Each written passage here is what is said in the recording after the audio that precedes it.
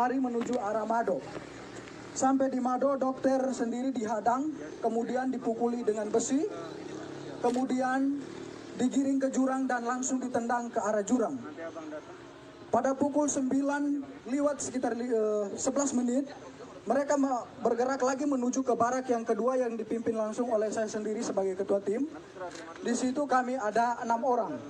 Saya sendiri sebagai ketua tim, Paman Selo, Paman Emmanuel Abi, Paman Patra, Suster Christine, Suster Anti dan juga Suster Ella yang sudah menjadi almarhum. Pada saat itu juga mereka melakukan hal yang sama, menghancurkan kaca-kaca jendela dan juga memukul pintu-pintu, berusaha untuk masuk ke dalam untuk menyerang kami. Mereka juga menyiram bensin di sekitar barak medis dan juga mulai membakarnya. Saat pembakaran terjadi, yang ada di dalam puskesmas hanya tersisa saya, Paman Patra dan juga ketiga suster itu.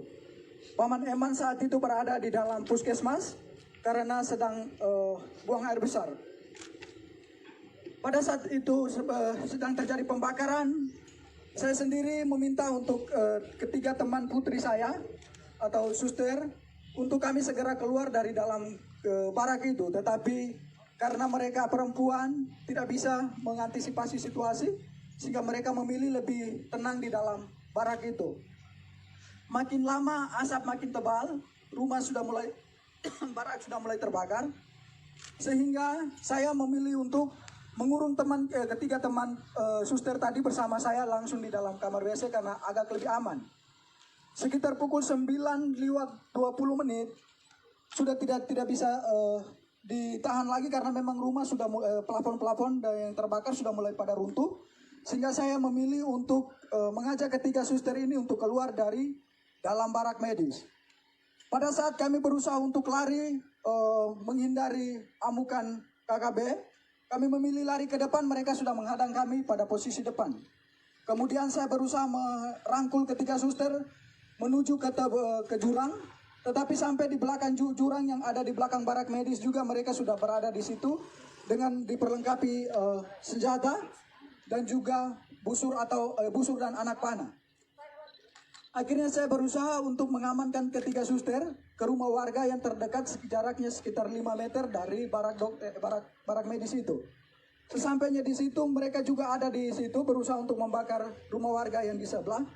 Akhirnya saya memilih untuk mengamankan ketiga suster di dalam gedung di dalam kamar mandi dari rumah masyarakat itu.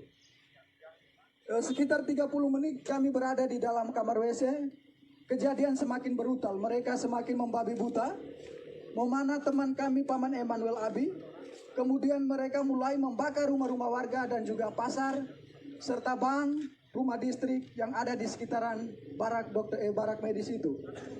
Kejadian semakin brutal, akhirnya saya mengambil keputusan untuk kami bisa mengamankan diri.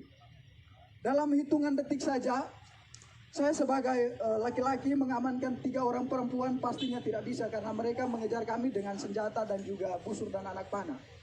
Tidak ada jalan lagi, kami memilih lari ke depan, mereka sudah menghadang ke samping kiri kanan dan juga mereka sudah menghadang semua. Akhirnya di belakang kami terdapat jurang yang cukup terjal, kedalamannya sekitar 500 meter dengan sudut ketajamannya itu sekitar 90 derajat. Tanpa berpikir panjang, saya bertanya kepada ketiga suster itu bagaimana kita harus mengamankan diri. Mereka menjawabnya, kita lompat saja. Akhirnya tanpa berpikir panjang, saya menghitung 1 sampai 3 dan saya sendiri lompat pertama. Kemudian ketiga suster mengikuti saya untuk melompatnya.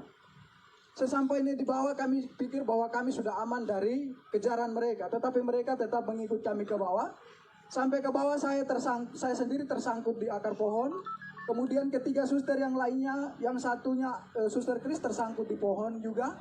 Suster Ella tersangkut di antara semak-semak. Kemudian Suster Anti, dia melompat jaraknya sekitar 150 meter ke dalaman jurang gitu. Dan dia juga tersangkut di semak-semak. Mereka terus mengikut kami ke bawah, kemudian mendapati Suster Anti di bawah. Kemudian mereka naik, dapat lagi Suster Ella yang sekarang sudah ada di almarhum. Kemudian mereka dapat lagi Suster Chris. Saya sendiri mereka tidak dapat karena saya sembunyi di antara tebing dan juga akar-akar. Kemudian mereka mengumpulkan ketiga suster ini. Kemudian mereka semakin membabi buta. Mereka mulai menelanjangi suster dengan tidak membuka pakainya secara sopan, tetapi mereka menelanjanginya dengan